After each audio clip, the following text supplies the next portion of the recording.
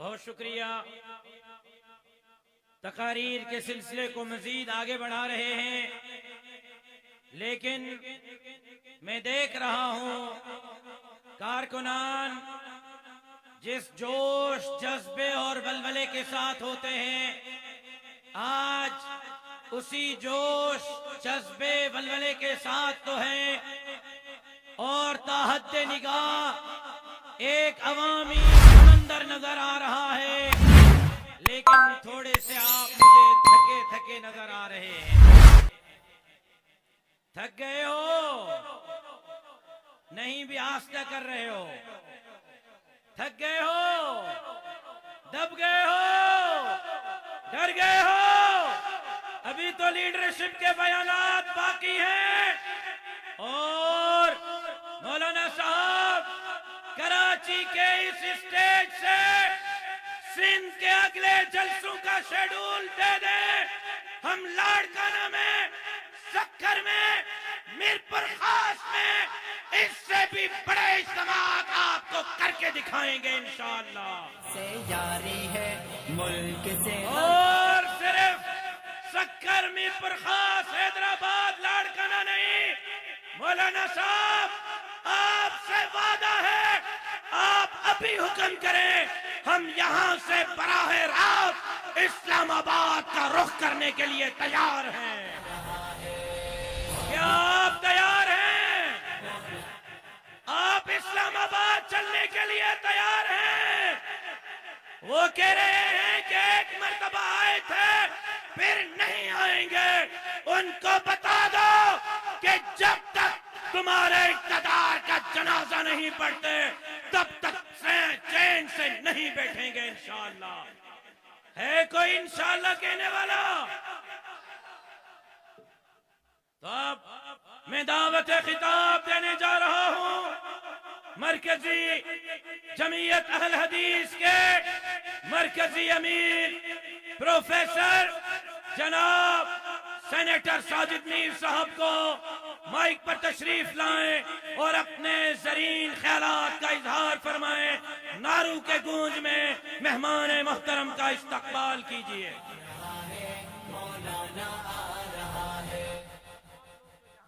अल्हम्दुलिल्लाह रब्बिल आलमीन वस्सलातु वस्सलामु अला सय्यदिल अंबिया वल मुरसलीन।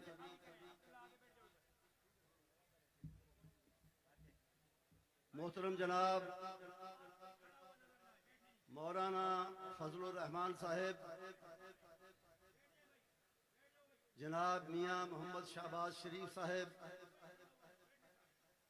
कायदीन पाकिस्तान डेमोक्रेटिक मूवमेंट, ख़वातीन व हज़रात,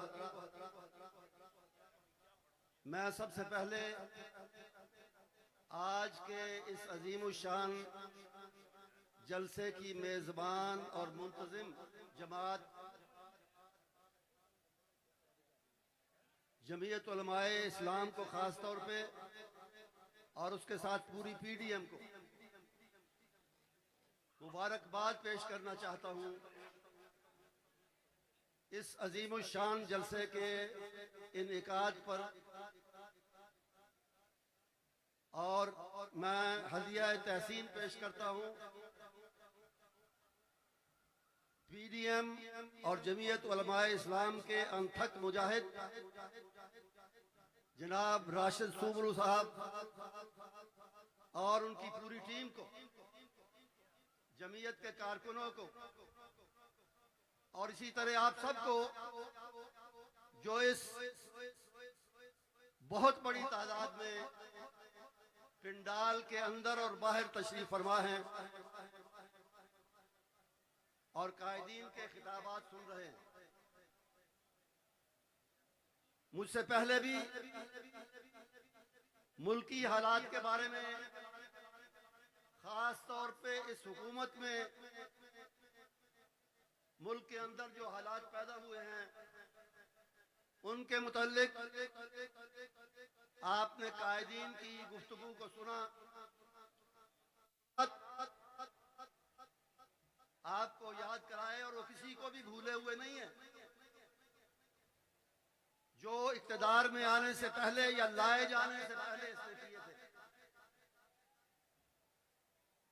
कहां गई वो 1 करोड़ नौकरियां और कहां गए वो 50 लाख घर?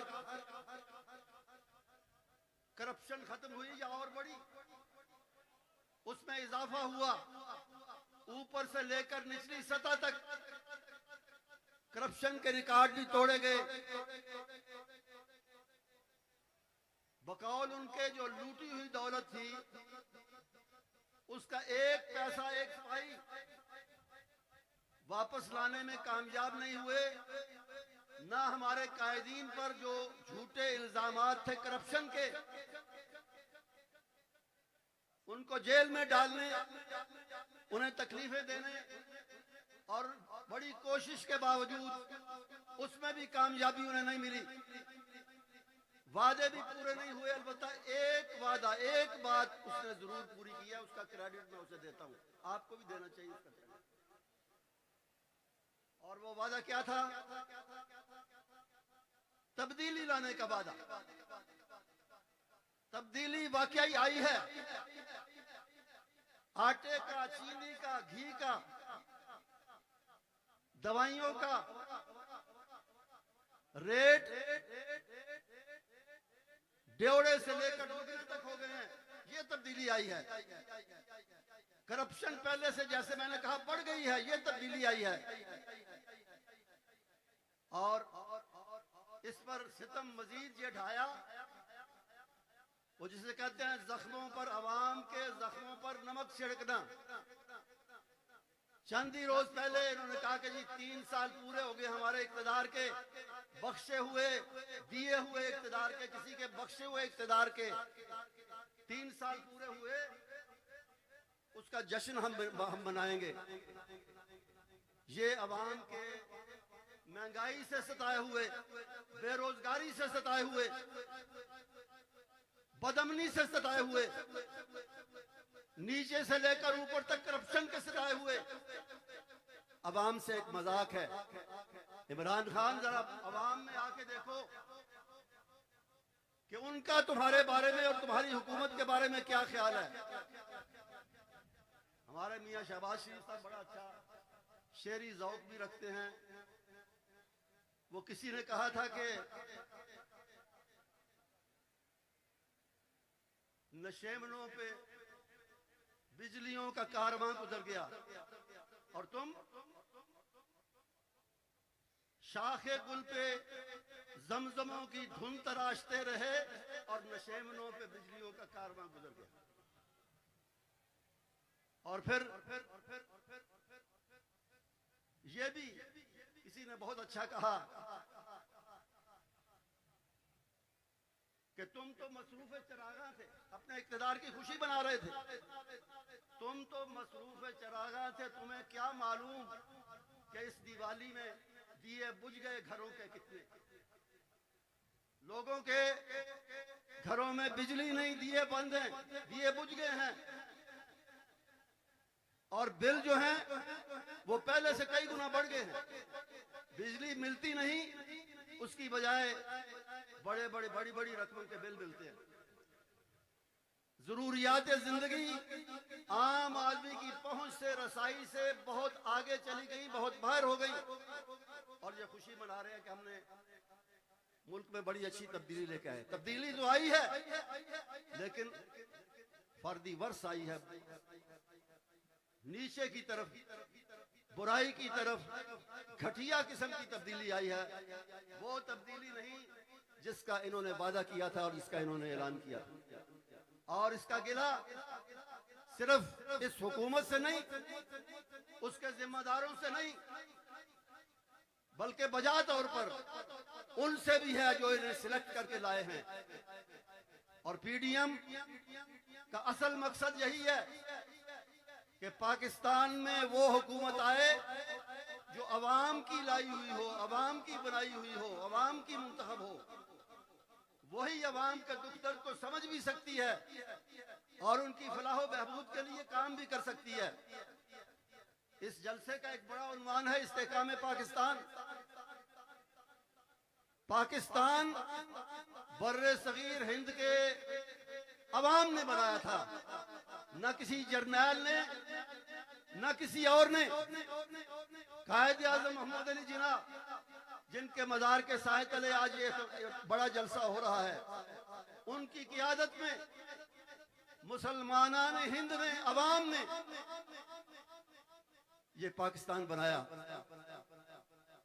और इसके बारे में कभी बहसें होती थी, अब भी कभी होती हैं कि ये सिर्फ नफाज इस्लाम के लिए बनाया गया या मुसलमानान हिंद की माशी, तालीमी और तिजारती पसमानदगी को दूर करने के लिए अलग मुल्क बनाया गया। दोनों बातें अपनी जगह पर दुरुस्त हैं। अगर ये नारा न लगाया जाता हिंदुस्तान में कि पाकिस्तान का मतलब क्या, पाकिस्तान का मतलब क्या, ला इलाहा इल्लल्लाह, अगर ये नारा न लगाया जाता तो मेरा दावा है कि आज हम इस आजाद पाकिस्तान में बैठे हुए ना होते।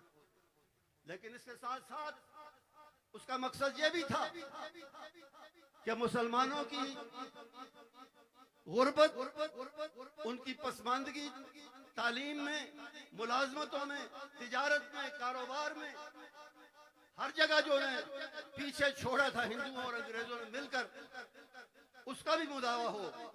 ये भी एक बड़ा मकसद था। बदकिस्मती से दोनों मकसद पूरे नहीं हुए। लेकिन हमें अब भी उम्मीद है और हमें मोहब्बत है अपने मुल्क से। हमें अब भी यकीन है कि इंशाअल्लाह वो वक्त आएगा जब दोनों वादों के पूरे होने की सूरत भी बनेगी, अल्लाह बनाएगा। और उसके लिए आप सबके ताउन से, इसी के लिए पीडीएम की जो कर रही है, मजहबी हवाले से जिस तरह माशी और दूसरे हवालों से इस मुल्क, इस हुकूमत के तहत जो इस हुकूमत में इज़्मिहलाल आया है, कमी आई है, हर चीज नीचे गई है। तरक्की की रफ्तार जो इससे पहले पीएमएलएन के दौर में थी, उससे पहले थी, वो न होने के बराबर रह गई, बल्कि मनफी हो गई। इसी तरह मजहबी हवाले से इस दौर में फिरका परस्ती की जितनी सरकारी सरपरस्ती हुई है, उसकी भी मिसाल नहीं मिलती। आप समझ रहे हैं मेरी बात। जिस तरह सवाद आजम और अक्सरियत जो मुसलमानों की है, उनके अकायद के खिलाफ मिर्जाइयों और बाज़ दूसरे तबकों को जिस तरह हौसला दिया गया है, जिस तरह उनकी सरपरस्ती की गई है,